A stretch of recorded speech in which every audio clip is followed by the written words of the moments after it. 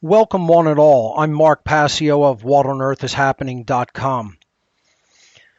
It's a pleasure to be speaking here at the Freedom Under Natural Law 3 conference. I want to say thank you to Will Keller and all of the other organizers of this great event. And thank you to the other speakers for making this a really incredible event focused on natural law, objective morality, the occult, and many other absolutely vital topics for us to understand at this point in human history. Today, my presentation is entitled The Real Seven Deadly Sins. And I am emphasizing the word real because there are, of course, false, deadly so-called sins that we are told are the true seven deadly sins, the true transgressions that we could perform upon our fellow men and women, when in fact this is highly misleading and creates a lot of moral confusion in the population. This is a topic that I have been wanting to discuss and formalize for actually quite some time. So the Freedom Under Natural Law 3 conference presented this opportunity, and I think it's a perfect opportunity to expound on this very important topic. So let's jump into the presentation. As always, I begin my presentations with simple caveats for new viewers to my work to attempt to understand. The first thing is many people will say, well, there's nothing really truly new here. This is all things that have existed, and I fully agree. Nobody should be expecting anything new at this point. Tyranny is ancient. Slavery is ancient. The real new thing is the idea of freedom, and it has not, unfortunately, it has not manifested in our world yet. So I always begin by telling people you will not be seeing or hearing anything new presented here today. This is simply the truth that has always existed. As the ancient saying goes in many different mystery traditions, there is nothing new under the sun. And what that statement means is that truth is objective and eternal. It has always been here, and it will always be here. It is for us to recognize. And unfortunately, since we haven't yet recognized it as a species, nothing truly new is happening here on our planet under the sun, here on Earth. All I can do as a public presenter is apply my own personalized framework and personalized aesthetics to concepts and ideas that can help get them across better and help get them across to people in an interesting way and in a way that, looks attractive so people will be more liable to pay attention to it.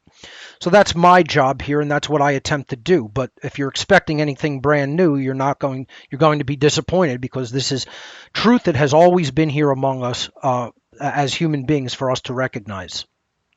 The second caveat that I always give while delivering, before delivering the body of a presentation is that if you're an easily offended human being, this information is probably not for you.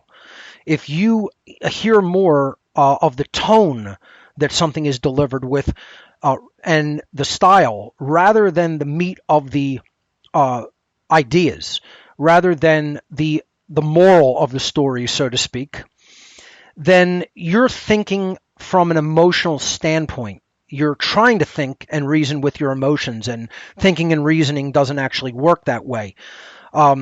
You're prone to what I call emotional mind control or heart control. And that's the problem with a lot of people. So I always give this caveat before I begin, that my presentation style is often very abrasive. It's often intense and at times even combative toward the viewer.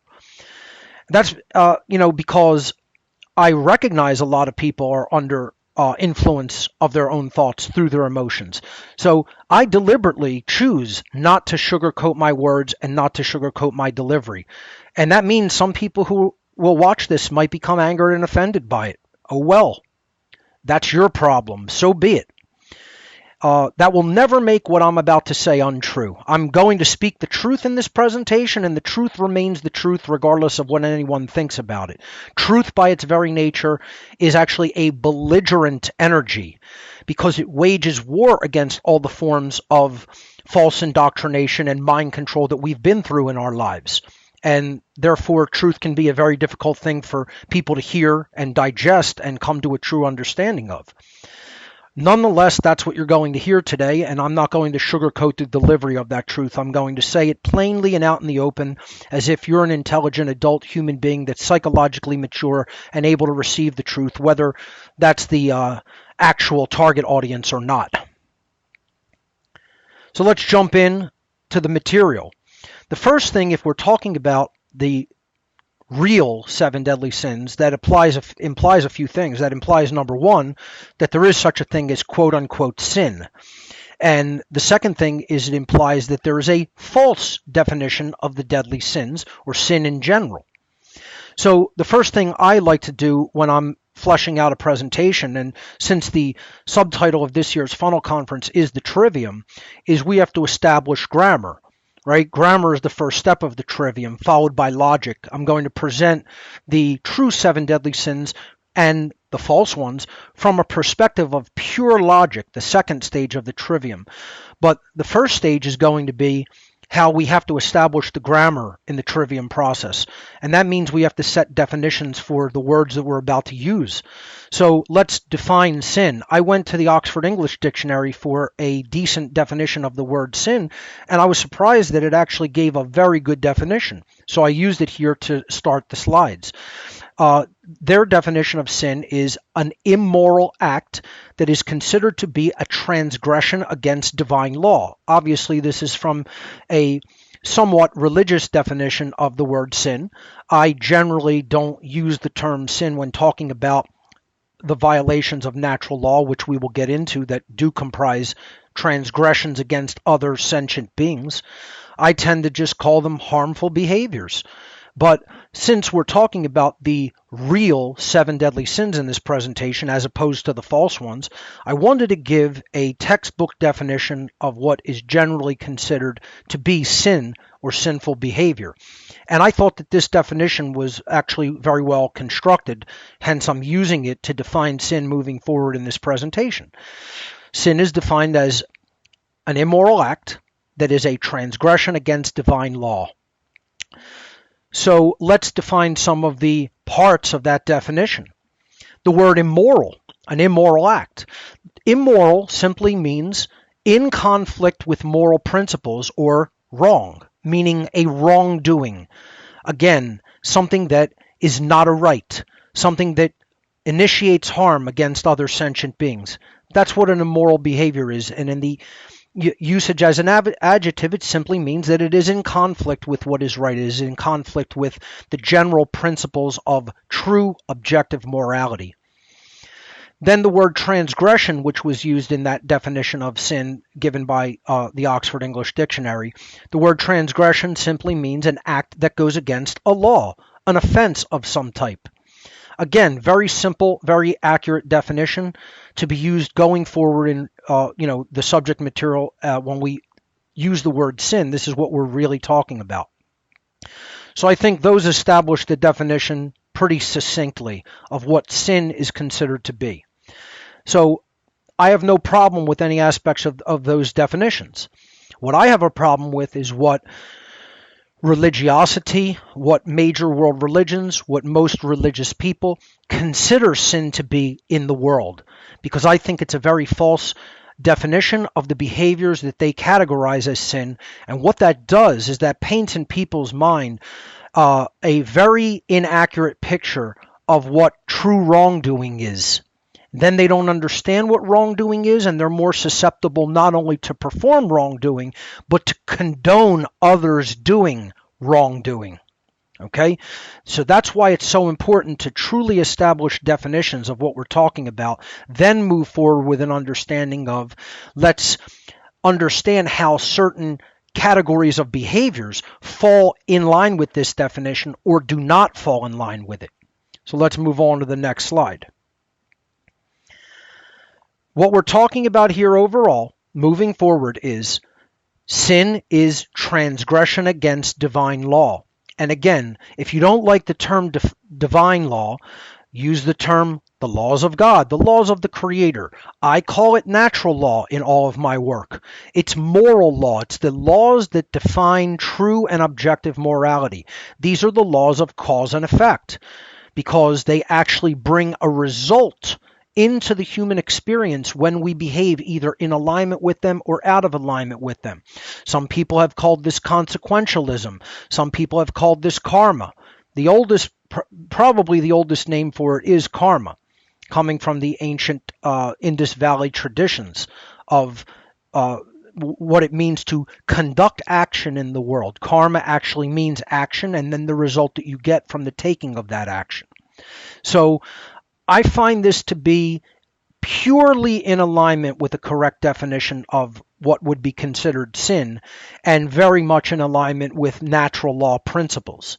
So let's move on and talk about natural law. Now, of course, we can't define every aspect of natural law here in this presentation. I took about 8.5 hours to do that in my natural law seminar.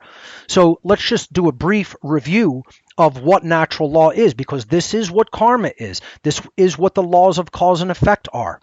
This is what God's law or the Creator's law is. This is universal law. Okay, what we're talking about here, that sin is a transgression against. So, as a general definition, as a working definition, natural law is a set of universal, inherent, objective, non-man-made, eternal and immutable conditions which govern the consequences of behaviors of beings with the capacity for understanding the difference between harmful and non-harmful behavior. So it's universal, everywhere present, no matter where you go in the universe. Inherent, that means it's part of nature. It's actually embedded in the fabric of reality. It is not a constructural idea in the mind. It's objective. That means it's not based on human opinion or perception. It's not subjective.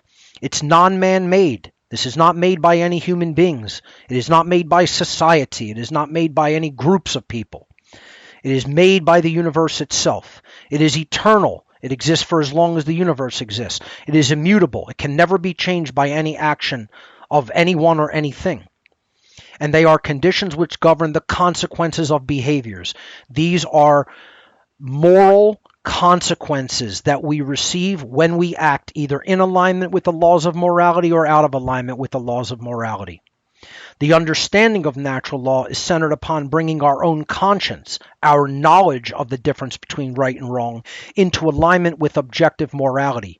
It's choosing moral behavior over immoral behavior. That is what it means to bring our behavior into alignment with morality. So to do that means definitively knowing which behaviors are rights because they do not initiate harm to other sentient beings, and knowing which behaviors are wrongdoings because they do initiate harm to other sentient beings. And as we will see, that's the very definition of right and wrong. The problem is most people don't understand that.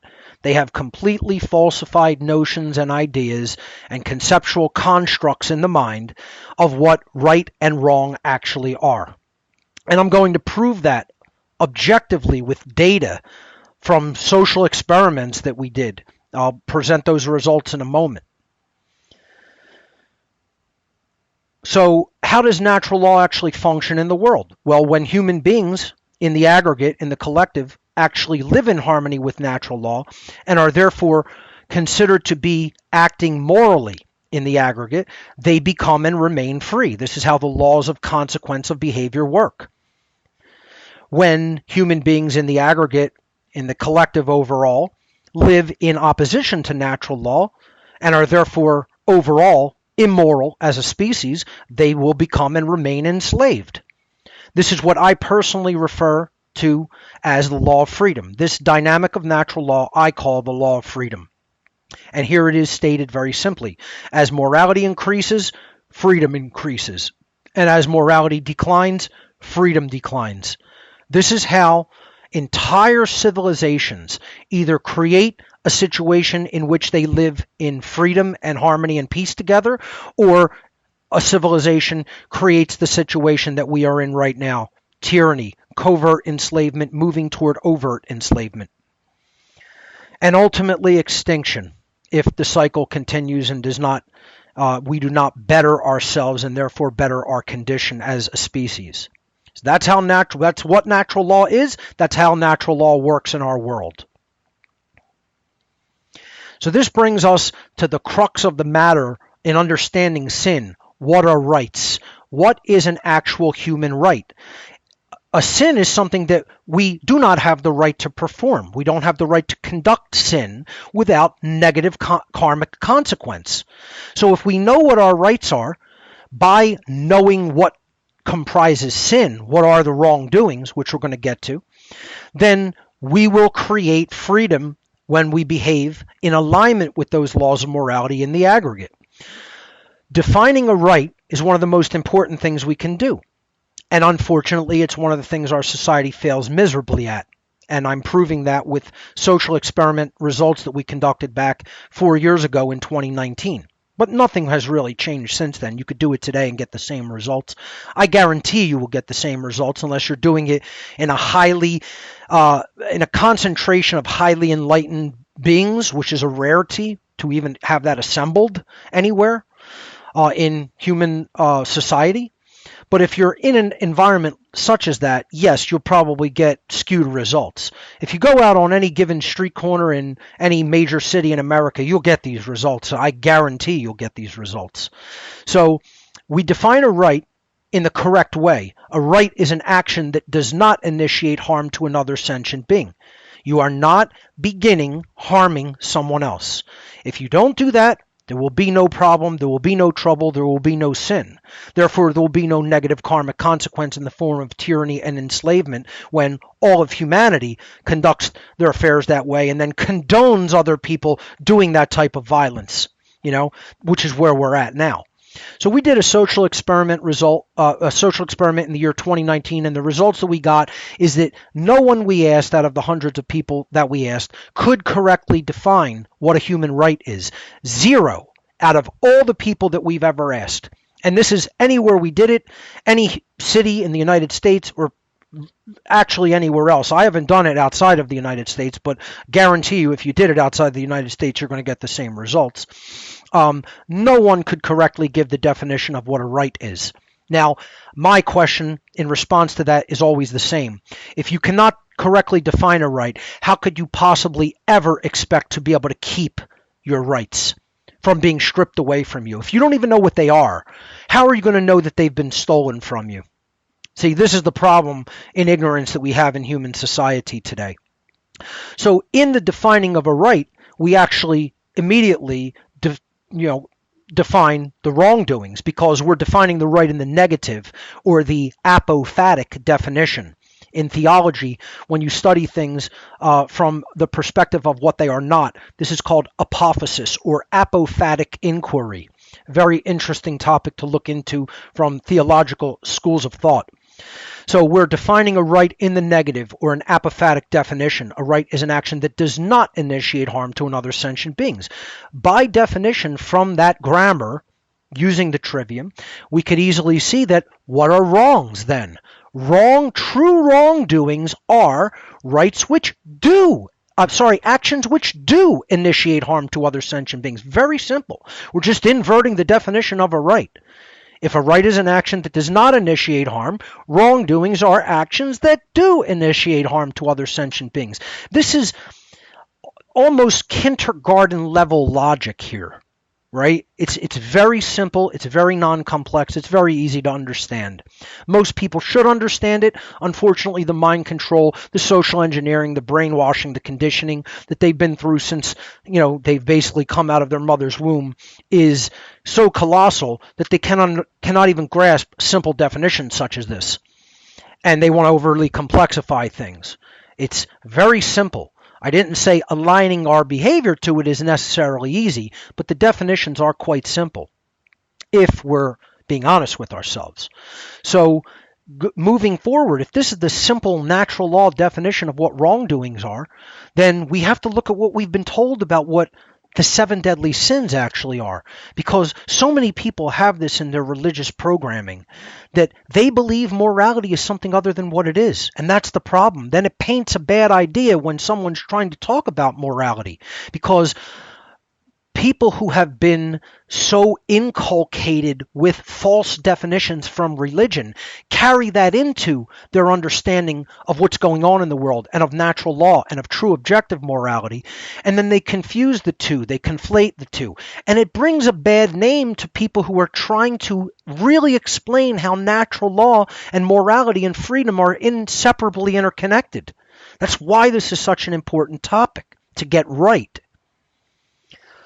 So I felt it was so important. I have to go back to, things like what I presented in my Fake Ass Christians presentation. I actually brought out the quote mascot, this religionist, this dark evil priest who's really giving people false religion, and it's really coming from the dark occultists of our world. Again, he's basically giving people a false version of morality, telling people he's the intercessor between God and man, God and humanity, and kiss his hand. Why don't you? This is what all the attitude that really any clergy and priest class take. I'm better than you. I'm more moral than you. I'm closer to God than you. You have to use me as an intercessor between you and God, an intermediary, a middleman. Nothing could be further from the truth. It's all toxic and poisonous from a true spiritual perspective and real spirituality. And I feel it's so important. I brought him back into this presentation, and I want to redefine the word religion as a form of mind control that holds us back from evolving in consciousness, that holds us back from the recognition of truth and objective morality and natural law. The word religion itself is etymologically derived from the Latin verb religare, meaning to tie back, to hold back from forward progress, to bind. It is occult binding. It is a spell. And again, this is all religion, not just the cultural religions, not just Christianity, Islam, Judaism, Hinduism, Buddhism, etc. You can name all of the cultural religions of the world, but there's still other religions. There's the belief in authority. That's one of the biggest religions on earth. There's the belief in government. There's worshiping money. There's worshiping quote-unquote science, even though it's all basically government grant money funded science. It's not true investigation into truth of how the laws of reality really work. And there's many, many, many others. People can make all sorts of false idols. They can make all sorts of things to turn into religion and pure, identity of self that they then cling to mercilessly with religious fervor. Okay, we're talking about religion from the point of view of it holds people back from an accurate understanding of truth, regardless of what the topic that we're talking about is. Doesn't have to be cultural religious ideas. So in most cultural religions, however, they give us a false definition of morality. This is why so many people are confused. This is why people don't understand objective morality. It's largely due to religious beliefs, religiosity. By providing these false definitions of immoral action, religion ultimately holds humanity back from a correct understanding of natural law and true objective moral principles. This is why we're heading into tyranny and bondage and slavery. We don't have accurate definitions of morality. We don't have the truth when it comes to what is an immoral behavior versus what are moral behaviors.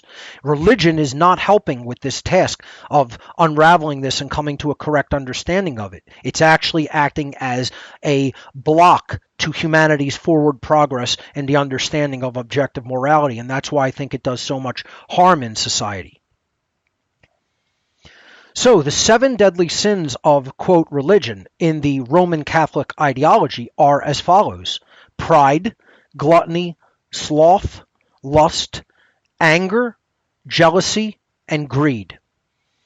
And if we look at these, it is not behaviors that we would say we necessarily want to dwell in, live in continually, constantly engage, make the driving impetus of our lives. I would be the last person to say just go and recklessly engage in these types of behaviors ceaselessly. You'd have to be a fool. to condone that, right? So I'm not saying that these are good things to perpetually behave in this modality of consciousness. However, I am taking exception to calling these things sin. See, this is where religionists who have been indoctrinated and inculcated into their mind control belief system would take exception to what I'm saying. I'm trying to tell people that these are not sins in and of themselves. If we constantly lived in these modes of consciousness, they could be an impetus for us to begin conducting real sin. In and of themselves, they are not sin per se. And this is where the logic of the trivium has to come into play, you see. Because if we can't apply the logical transforms to understand that these are behaviors that are conducted upon the self, not others. The definition of a sin, again, a transgression against natural law, is an action that does initiate harm against another sentient being, meaning they can't be actions that we perform to ourselves. Okay? If we do it to ourselves, it can't be defined as a sin. It is a vice. That is the difference between a vice and a sin. And what Roman Catholic ideology in particular, and in general, most of the Christian religious tradition, what I call churchianity. It is not true esoteric Christianity, but churchianity. They give us these false definitions of sin. And in telling us that these are immoral behaviors in and of themselves, it leads to all kinds of confusion in the general population about morality. Then when someone like myself comes along and says, hey folks, morality is intimately and inextricably interconnected with human freedom, you get a bunch of people that go, here's another religious nutter. No, this isn't religion. This is a science defined by the Trivium method to help people understand objective morality so that they create freedom instead of tyranny. That's what the understanding of natural law is, a science.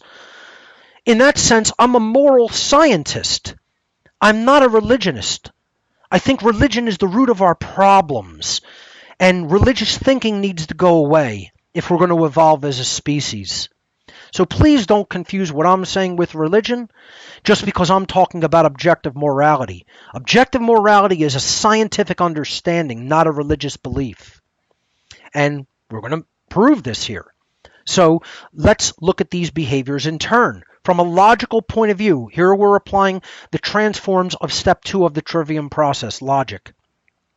Okay, so let's look at each behavior in turn. Is pride a behavior we do to someone else? Once again, you wouldn't want to constantly dwell in the modality of counterproductive pride, like thinking that you're way better than you actually are and you're actually doing in the world, right? That's not going to motivate you to do any better. Right? But if you have done really well from an objective point of view, and you have gotten what you want accomplished and you've done it to the best of your ability and it's very well done, even from other people's perspective, assessing it all together and just about having agreement universally that you've done a brilliant job, you could take pride in that work. Okay? It's something that is not necessarily the initiation of any harmful thing against another, right? Counterproductive pride, you're going to basically diminish what you could be doing better, right? That's why there's a good form of pride, there's a bad form of pride. But I don't think anybody disputes that this is an internal emotion that one feels toward oneself. Right? We're just applying the simple logic. Is this done toward the self internally? Is it an emotion that exists purely internally within the self? Or is it an action, a behavior that you do outside of yourself toward someone else? I don't think anybody's going to say that pride itself is something that you do to someone else. It is an emotion. Pride is a noun. It's not a behavior. It's not a verb. Right? So let's look at gluttony. Gluttony is overindulgence in food. That's self-indulgence. That's something you do to yourself that could be a vice. You could get sick. You could get heavy and overweight and out of shape and in bad health. All kinds of bad things can come out of gluttony. If I am gluttonous one day of the year, or maybe 2 or 3, it's not going to undermine my health necessarily, right? So it's like just engaging in that behavior is not doing something harmful to someone else. You could potentially, if it's overboard, do harm to the self, but your body is your property. As long as you're not forcing food down someone else's throat in too large of an amount when they're telling you they don't want that done to themselves, then it's not a harmful action against others. And we can continue down the line. Sloth, by definition, is inaction. It's the state of inaction. It's laziness. Okay? Now you could say, well, maybe not taking any action when someone's actually having violence conducted upon them, you're sort of complicit with the violence. That's a rare exception to the rule. Sloth just generally means you're lazy, you're in a state of inaction, you're not actively harming someone else. Lust, again, it's an internal emotion. The desire for sex, the desire to, perceive others in a sexual way too much, right? Lust is an internal emotion. It's not a behavior that you're doing to someone else. Rape, if you went overboard with lust and then said, I'm just going to rape somebody because, I feel like I have the right to engage in sexual activity with them without their consent. No, that's a crime. That's a transgression against natural law. Lust in and of itself, an internal emotion, not an outward behavior toward others, so it cannot be a transgression against others. Anger, again, an internal emotion. Different kinds of anger.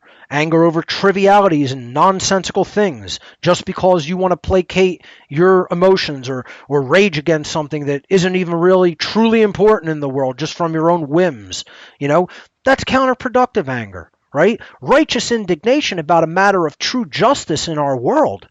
That's a righteous form of anger that could compel someone to then take true right action against injustices and iniquities in our world. So anger could be a positive thing. But again, I don't think anyone would argue it's not an act against others. It's an internal emotion. Jealousy, the same thing. Another internal emotion. I could be jealous of someone else's skill sets as a presenter and say, boy, I wish I had that ability. Boy, I wish I had that knowledge and know-how. Boy, I wish I could present like that and make slides like that. That's just an internal emotion. They might never even know that I'm jealous of them.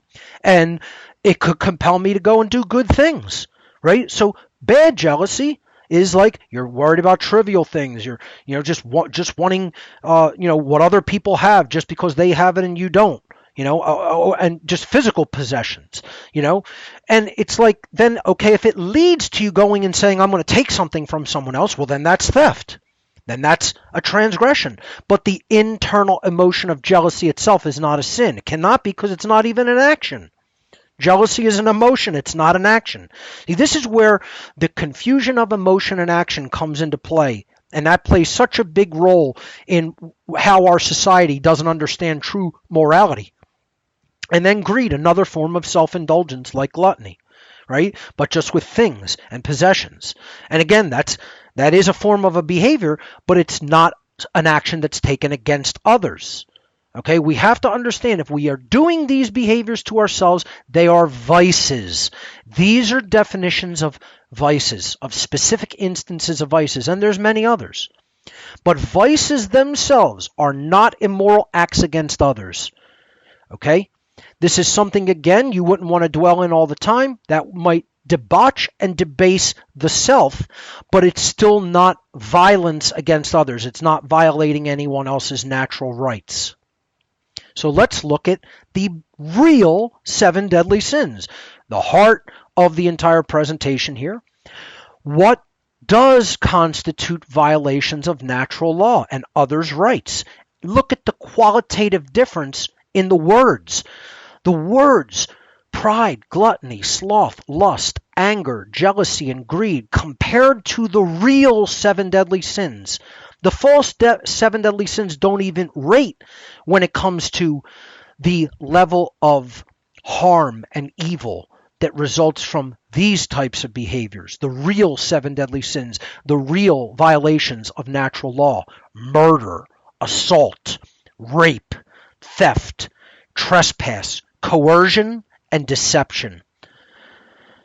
I think anyone logically, even looking at the qualitative difference between the vices versus the real sins, if they're being honest with themselves, is going to realize there's zero comparison. These are the real deal when it comes to harm. And they all share one basic thing in common. So let's look at some of these from a logical perspective. We're going to look at what is the act of murder, just like we look, what is pride? What is taking pride in oneself? What is gluttony? What is sloth? What is lust? And on. So let's look at these in turn, right? A very logical procedure. This is the part of the trivium process we're engaging here is we're asking the question, who, what, and then eventually we come to how and why. Okay? We're looking at why these now are actual transgressions against others. Because something has to be done in order for a transgression against someone else to have taken place. Not thought, not felt, but acted upon. That's why sins are actions. Sins aren't thoughts, sins aren't emotions, sins are actions. And, quite frankly, I really shouldn't have to even explain this to people who say that they're people who are spiritual / even religious. People who want to take the laws of the Creator into the universe. This should be common sense, and that's the definition of conscience. Conscience literally means common sense when we etymologically break it down into con, meaning together or with, and science, meaning to know or to understand.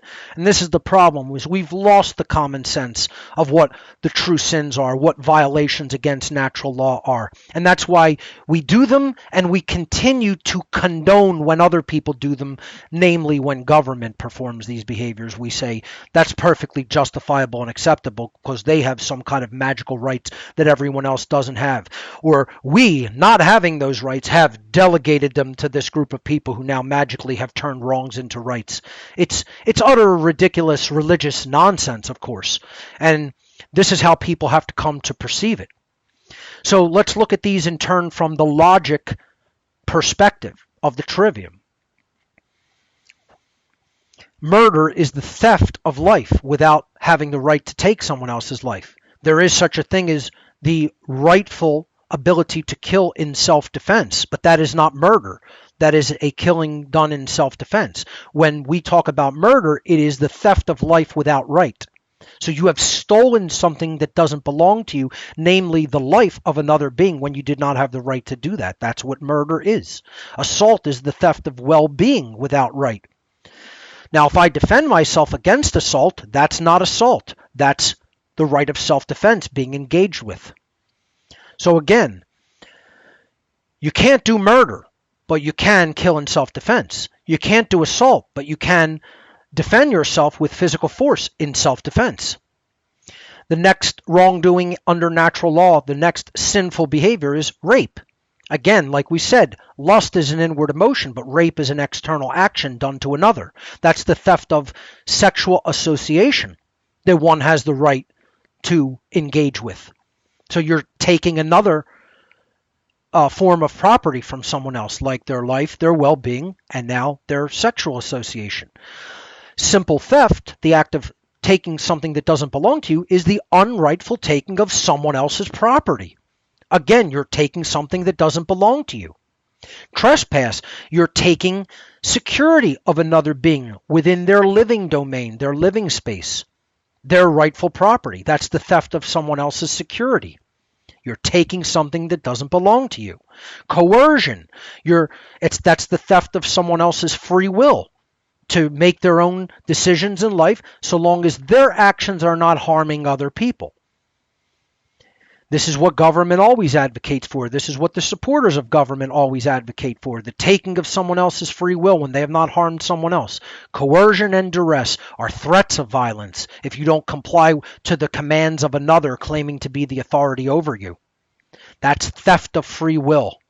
That's one of the most important ones in the seven deadly sins that unfortunately goes largely unrecognized in our world and not seen as a sin. And unfortunately condoned by people who consider themselves people who are saying that they want to follow the laws of the Creator. And then finally, we have deception, the theft of someone else's informed decision-making. because you're giving them false information, misinformation, lies, and willingly doing that, knowing that they're false and misleading so that someone else makes incorrect decisions. And that is the commonality between all of the wrongdoings listed. From a logical perspective, they all share one common characteristic. You're taking something, by engaging in those behaviors, you are taking something that does not belong to you rightfully. You are stealing, you are engaging in theft. Theft is the root of all sin. If theft is not taking place, there is no transgression taking place. And this is a very difficult one for most people to see. It's because they haven't logically thought it through with the Trivium process to a great enough extent. And this is the crux of the entire presentation, folks. Religious people want to say that things are immoral, when if that behavior has been engaged in and conducted, nothing has been stolen. One of the examples I always give, even though I don't engage in it and it's not my preference, homosexuality is a right. To say that someone cannot engage in a consensual behavior with another adult is trying to coerce them against their free will. Whether you like the behavior or not, whether it suits you, whether you find it comfortable or, something that is within your preferences, it doesn't matter how you want to word it. It's not somebody doing something harmful to someone else. See? So it can't be considered immoral. Immoral means someone's rights are being violated. So in a consensual sexual act between, homogeneous beings in gender, how could it be an immoral act? It's immoral only when it's forced upon another, when it's initiated without consent. If it's consensual between adults, it's a moral behavior, because that's the definition of morality. An action that does not initiate harm against another. Rape is not simple homosexual behavior. If one man rapes another man, that's rape. If one man rapes a woman, that's rape. If a woman rapes a woman, that's rape. The act is non-consensual. The act is initiating harm against another. That's rape. Any form of consensual sexuality between two people, that's a right. Religionists can get as upset as they want about that. You're still wrong. The problem is people don't understand the actual breakdown of what moral behavior means versus what it's not. That's the problem. So since theft is the root of anything that is an immoral behavior, what by definition, from a logical standpoint, must be the root of virtue? The understanding of property. Property and its understanding is the root of all virtuous behavior. If we truly understand what we really own versus what we really don't own, most of the violence of the world will go away in the snap of a finger. Overnight, practically. And this is the problem. People don't understand property and property rights. All rights are property rights. All virtue stems from understanding what our property is versus what it is not. So ultimately, in the very end analysis, in our rhetoric, right? We did the grammar stage of the Trivium in the first part of the presentation, the logic stage in the middle. And this has to be our rhetoric. This has to define our behavior moving forward if we truly understand what the real 7 deadly sins are and what the real transgressions against natural law truly are. Ultimately, learning and applying objective morality and natural law is 100% entirely about understanding what one's rightful property truly is versus what one's rightful property absolutely and definitively is not. The understanding of rights all stems from the understanding of property. And that's why the word proper or rightful is in the word property. And the suffix ty, etymologically, if you research it, actually means power, true power. True power stemming from what is right. literally is what the word property means if you break it down etymologically, which is why the understanding of words is beautiful, because it helps us to really understand what they mean in spirit. If we fully understand and value our rightful property, then we will naturally extend that accurate understanding to the property of all other sentient beings. We will not violate their life. We will not violate their rights. We will not violate their freedom. We will not violate their property rights. We will not coerce them. We will not deceive them. We will not steal from them. We will not diminish them. That is what our rhetoric is to do. Once we understand, we have the grammar in hand, and we understand logically what rights are and what they are not, our behaviors have to be brought into alignment with them through a full understanding of property. And in doing so, we will then, as a species, hopefully, cease to violate the one true law of morality. Don't steal. Don't take that which does not belong to you to take. Don't condone it when others are doing it. Then we might move into a free and prosperous world based on real justice, based on natural law. Ladies and gentlemen, thank you so much for your kind attention in this presentation, and I'm very proud to have been part of Funnel 3 this year. Have a good one.